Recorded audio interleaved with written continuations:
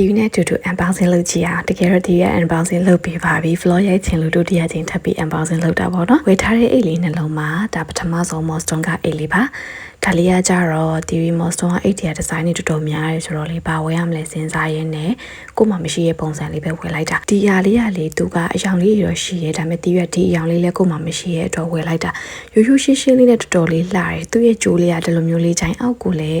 တအားရှော့ကြတာမဟုတ်ဘူးအရင်လည်းမကပ်ပဲနဲ့လွယ်လိုက်အနေတော်လေးပဲအဲမှာလည်းအကန့်ကတော်တော်လေးကိုကျဲပြီးတော့ဆန်တယ်ဒီလိုမျိုးစစ်အကန့်အောင်အလွတ်အကန့်အောင်ပါတယ်ပြီးတော့သူကဒီလိုမျိုးခောက်ထီးထည့်လို့ရတဲ့ size ဆိုတော့လေတော်တော်များများပစ္စည်းတွေလည်းဆန်တယ်သူရဲ့အရှိဘက်ကကြတော့ဂျိုးကိုဒီလိုမျိုးလေးထည့်လိုက်ရတာဒီဒီဇိုင်းလေးကကြတော့လေရိုးမသွားဘဲနဲ့ပွဲတက်တွေအတွက်လည်းအဆင်ပြေတယ်ဝိစုံတော်တော်များများနဲ့လည်းလိုက်တယ်ဒီတအိတ်ကတော့မြင်မြင်ချင်းကျွေပြီးတော့အရန်လူချင်းနေတဲ့အိတ်လေးပါဒါကပိုစတန်ဒတ်ကဖတ်ထုတ်အိတ်လေးပေါ့နော်သူကကြတော့လေရွေးချယ်စရာအယောင်တွေရမ်းများတယ်ဒါပေမဲ့တီးရကြတော့အင်ဂျီဒီပဲအယောင်နဲ့မဆိုအဆင်ပြေအောင်အမဲလေးပဲယူလိုက်တယ်ပေါ့နော်ဒီမှာအိတ်အမဲကလည်းနည်းနည်းတော့ရှားတယ်ဆိုတော့သူကလေအဲ့ရဲ့အတွင်းကနေဒီလိုဖိလိုက်မှအောက်မှာပြလေးဖြစ်သွားမှာပြီးတော့ပစ္စည်းလေးထည့်မယ်ပစ္စည်းလေးကတော်တော်ဆန်တယ်သေးမယ်လို့ထင်တာမသေးဘူးနော်ဒီမှာဒါတော့မှပဲထပ်မထည့်ရသေးဘူးထပ်ထည့်ရင်ဆန်သေးရဲ့ဖုန်းဆိုင်နည်းနည်းကြီးရလေးလည်းထည့်ပြထားတယ်ပြီးတော့မှရှုံကြိုးလေးနှစ်ခုကိုဆွဲလိုက်လို့ရှိရင်ဒီလိုဖတ်ထုတ်ပုံစံလေးဖြစ်သွားမှာသူ့မှာကြိုးအရှိတစ်ခုပါတယ်အဲ့တော့ကိုက